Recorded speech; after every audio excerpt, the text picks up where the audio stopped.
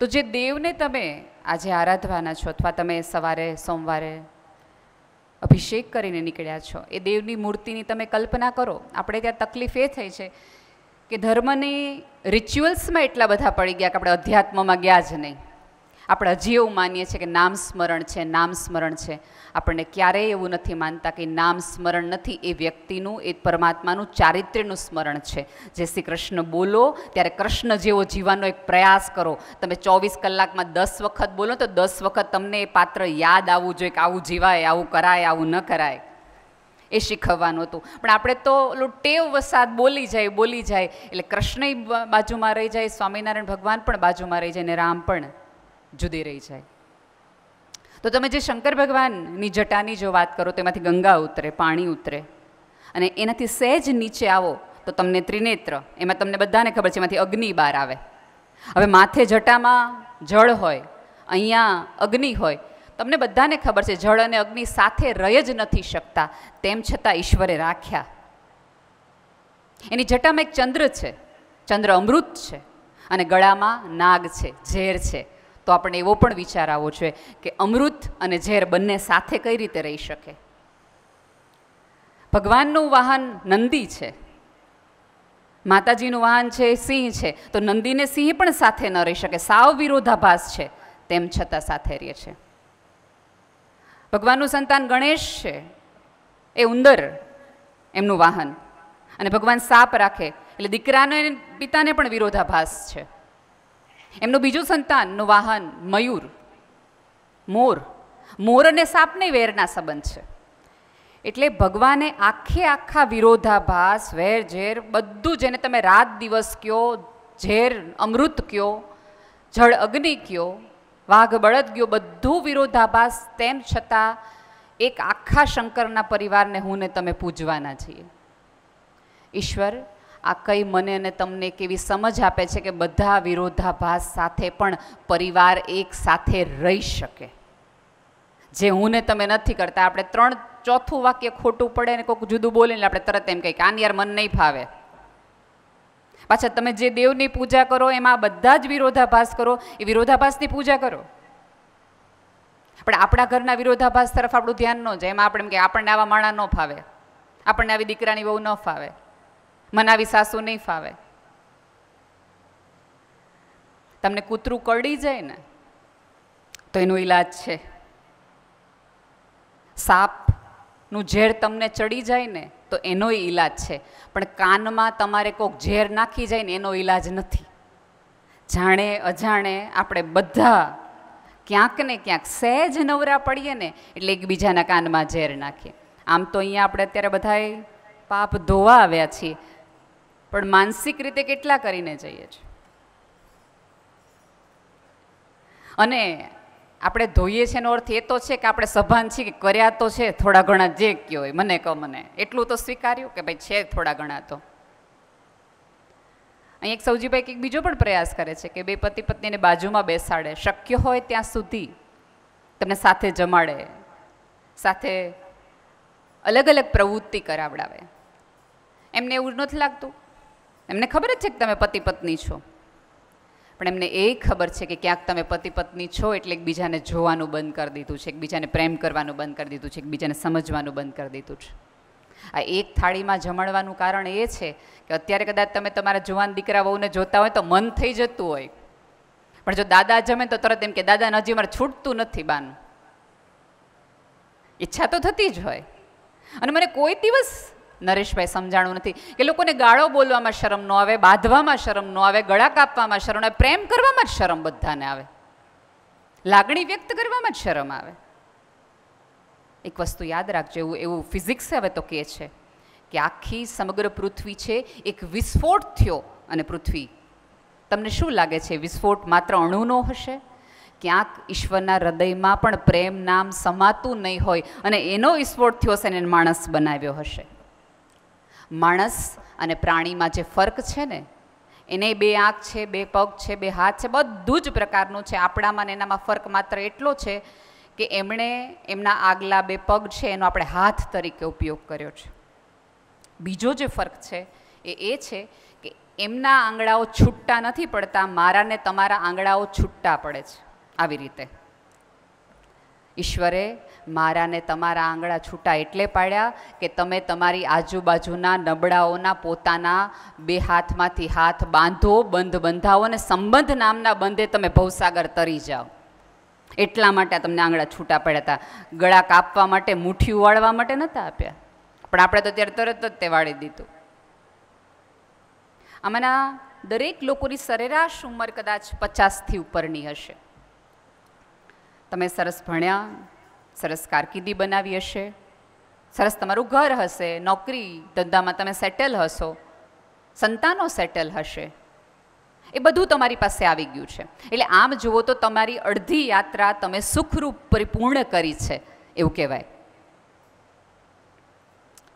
અહીંયામાંના ઘણા બધા લોકો, હવે તો કોઈ ઘી લેવા જાતું નથી, પણ તમે ઘી લેવા પહેલાં જતા ને તો તમારી બરણી છે ને એની બદલામાં બાજુમાં પથ્થર નાખે, કાંકરા નાખે, સાઠીકડું નાખે, 100 ગ્રામનું વજન્યો નાખે, અને પછી એનો શબ્દ એવો હતો કે ધડો કર્યો, બરણીનો ધડો કર્યો. બરાબર? તમે મોટા થયા, તમે ભણ્યા, તમે કારકિર્દી બનાવી, તમે ઘરનું ઘર કર્યું, તમે લગ્ન કર્યા, તમે સંતાન કર્યા, સંતાનને સેટલ કર્યા, એ તો તમારો ધડો થયો ખાલી. તમારે પાત્રમાં હજી ઘી ઉમેરવાનું બાકી છે, અને ઘી છે એ માણસાઈનું છે, સંવેદનાનું છે, જીવનનું છે. અત્યારે તમે અહીંથી જુઓ ને તો બહેનો તો હજી હસે છે, ભાઈઓને તો ખબર નહીં હજી કંઈક દેણું હોય ને એવી રીતે એમ સિરિયસ બેઠા છે, સ્માઇલ કરવાનું જ ભૂલી ગયા છે. અત્યારે કોઈક અજાણ્યા માણસને તમે સ્માઇલ કરતો પહેલો પ્રશ્ન એ તમને એવું તુલસી કાકા પૂછે કે આપણે એકબીજાને ઓળખીએ જ? એટલે આપણી મગજમાં કંઈક એવું છે કે ઓળખતા હોય તો જ સ્માઇલ કરે, બાકી થોડી સ્માઇલ કરે. આટલી મોટી પૃથ્વીની અંદર તમે એકલા નથી, તમારી આજુબાજુ આટલા બધા માણસો છે, તો સ્માઇલ ન કરી શકો, ઓળખાણ ન કરી શકો. આમાંના કેટલા એવા છે કે જેને સંતાનો નથી અને તેમ છતાં આવ્યા છે. સૌજીભાઈનો ક્યારેક આમાં એવું છે કે આપણે ધર્મ જોઈ લે, સામાજિક બદલાવ જે આવે છે ને એના તરફ આપણું ધ્યાન નથી જતું. આમાંના કેટલા લોકો છે એકબીજાના મિત્ર બન્યા હશે, બે બેનપણીઓ બની હશે, બે પુરુષ એકબીજાના ભાગીદાર અને સાથીદાર બનશે, અને આવતા દિવસોની અંદર કદાચ એકાદ પાત્ર નહીં હોય ત્યારે પડખે રોવા માટેનો એકાદ ખભો પણ તમને સૌજીભાઈ આમાંથી આપ્યો છે. એ આપણે ભૂલી જઈએ છીએ. માત્ર પુણ્ય છે એ ગંગામાં નાહી લેવાનું નથી, પણ તમારા આંખમાંથી વસતા ગંગાજળ જેવા આંસુ લૂછી શકે એવો એકાદ સંબંધ પણ તમે આમાંથી બંધાવી શકો તો એ બહુ મોટી વાત છે. પણ અત્યારે આપણે બધા એવું કહીએ કે જગત તો બહુ સ્વાર્થી છે ને સ્વાર્થના જ સંબંધો છે ને કોઈ કોઈનું કંઈ કરતું નથી ને બધા હવે આમનામ છે. એક સેકન્ડ માટે માની જ લીધું કે તમે કહો છો એવું બધું જ સાચું છે. ચાલો, બધા જ સ્વાર્થી, કોઈ કોઈની બાજુમાં પડખે ઊભું નથી રહેતું. આ 8 અબજની વસ્તીમાં તમે કેટલાની બાજુમાં ઊભા રહ્યા? જેમાં એક વ્યક્તિ એવું કહી શકે 8 અબજમાં બધા આવું કરતા હશે હો, પણ આ ફલાણા ભાઈ છે ને એ કોઈ દિવસ કોઈને આવું ન કરે, એ કોઈની લાગણી ન દુભાવે, એ કોઈનું દિલ ન દુભાવે, એ હંમેશા અડધી રાત્રે હોંકારો આપે. આવું આપણાથી થતું જ નથી. અને પાછી મેં કીધું એમ કે ભગવાન વિશે વાતો કરીએ, ભગવાન વિશે સમજીએ, કથાઓ કરીએ, બધું જ કરીએ, પણ માણસનામાં આપણને કંઈ ભગવાન દેખાતો જ નથી, આપણને એમાં ઈશ્વર દેખાતો જ નથી. આપણે ઈશ્વરે જેવા જેવા રિસ્પોન્સ, એટલે તો આપણો દરેક પરમાત્મા, દરેકે દરેક પરમાત્મા છે એનો એક આશય છે.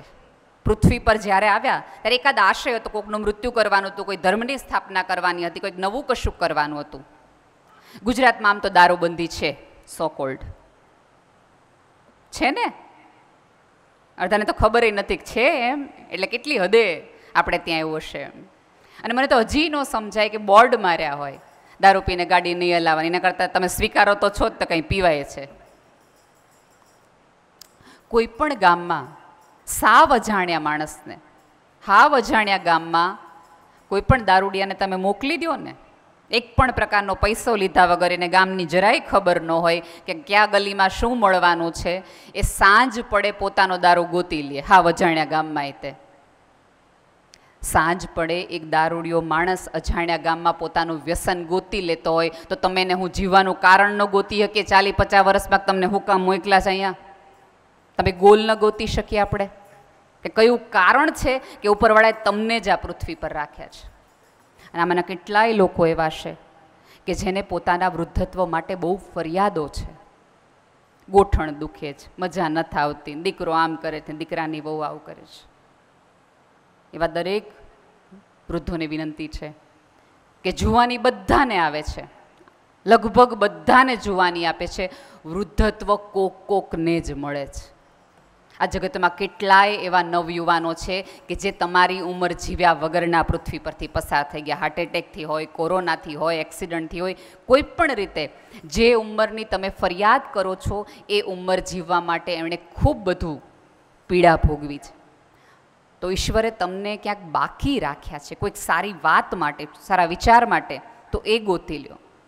આટલું બધું આપણે સૌજીભાઈનું સાંભળીએ, તમારા એક પણ વ્યક્તિને એવું ન થાય કે હું મારું જીવવાનું કારણ હવે કંઈક જુદું કરું, મારા છોકરાઓ, મારું ઘર, મારો પરિવાર બધા સાથે. અને એમાં આપણે કેવું વાક્ય કે આપણે ક્યાં એટલા પૈસાવાળા છે.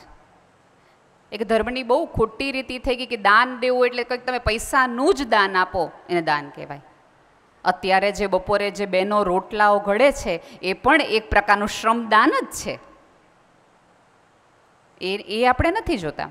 આમાં તકલીફ હવે એ થઈ છે કે કોઈ વ્યક્તિ આપણને કેટલો પ્રેમ કરે છે ને એનો આધાર આપણે ભેટની કિંમત કેટલી છે ને એના ઉપરથી લગાવીએ. મોંઘી ભેટ તો બહુ જાજો પ્રેમ કરતો હશે એવું આપણે માનવા માંડ્યા છે, ખાસ કરીને સ્ત્રીઓ. લગ્નના ચાંદલામાં કોઈક મોટી ને મોંઘી ગિફ્ટ આપે તો કે આ ભાઈને બહુ આપણું લાગે છે, સંબંધ એને હાંચવો.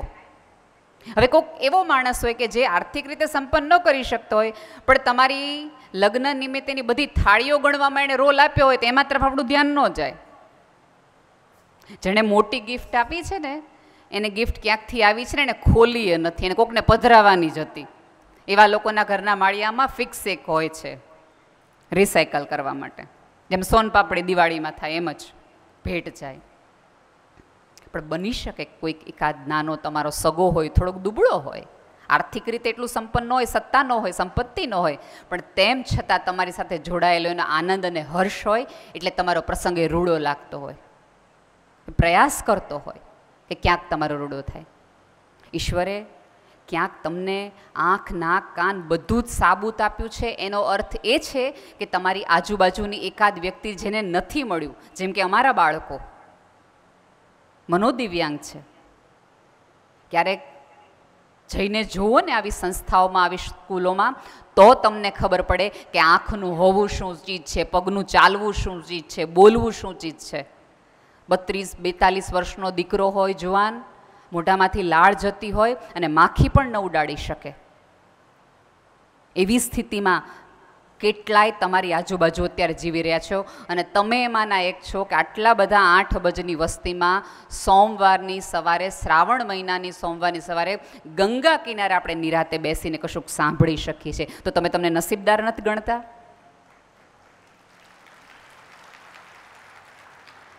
ઈશ્વર પાસે ફરિયાદ કરો ને તો શેની કરો છો ને એ થોડુંક વિચારો. ફરિયાદ કરવી તો ચોક્કસ એમ કહો કે મને તું એટલું દે કે મારા ઘરે કે મારા આંગણે કોઈ આવે ને મારે ના ન પાડવી પડે તોય દે. બાકી પૈસાની ઉધઈ થઈ જ જાતી હોય છે, ઘણાની થઈ નથી થઈ, અને ન થતી હોય તો મારે મોદી સાહેબ કઢાવી જાય છે. આપણે બધા જ હમણાં સરસ એમણે વાત કરી કે મુકેશભાઈને ત્યાં લગ્નમાં ગયા, આ તે ગયા, સારી વાત છે. આનું નામ તો અત્યારે ભારતમાં એવું છે કે કાં સીતાપતિની વાતો છે ને કાં નીતાપતિની વાતો છે, બેની જ વાતો કરવાની છે, બીજા કોઈની કરવાની જ નથી. આનંદ છે. આટલા વર્ષો પછી ભારતને રામ મંદિર મળ્યું, ગર્વની વાત છે. મોદી સાહેબે આપણને રામ મંદિર સ્થાપી દીધું. રામ રાજ્ય તો મારે ને તમારે આપણા સારા વ્યવહારથી ઊભું કરવાનું છે. એમાં મોદી સાહેબ ન કંઈ કરે, એ તો મારે ને તમારે પ્રયાસથી સારા માણસ બનીને, સારા નાગરિક બનીને. બાકી તો રામનું રાજ્ય તો તે દિવસે તકલીફો હતી, ત્યાંય ખોટા માણસો હતા, જેના હિસાબે આખી રામાયણનું સર્જન થયું છે. કેમ આપણને આવો કોઈ સારો માણસ બનવાનો વિચાર નથી આવતો? અને એમાં તો પછી આપણે બહુ પ્રેક્ટિકલી કહીએ, બધા કરે છે ને એટલે થોડુંક કરવામાં શું વાંધો છે, બધાય કરે જ છે ને. જગત આખું કરતું હોય ત્યારે તમે ન કરો ને તો એ વીજળીના ચમકારે તમે મોતી પરોવી શકો. બધા ખોટું કરે જ, હું નહીં કરું. બધા જ અપશબ્દ બોલે જ, હું નહીં બોલું. બધા જ કોકનું કરી ખાય છું, નહીં કોઈનું દિલ તોડું. આપણે ત્યાં તકલીફ એ છે કે જ્યારે પાપોની વાત કરીએ તો આપણે 3-4 પાપ જ ગણાવતા હોઈએ છીએ. આપણા જીભના કારણે જે પાપ થાય છે, જે કર્મો બંધાય છે, એના તરફ તો આપણું તો કોઈનું ધ્યાન જ નથી. કોઈ કારણ વગર આપણે કોઈકનું દિલ તોડી દઈએ છીએ. કાંઈ ન કરી શકો તો જીભ ઉપર તો મીઠાશ રાખો, લોહીમાં તો આવે જ છે.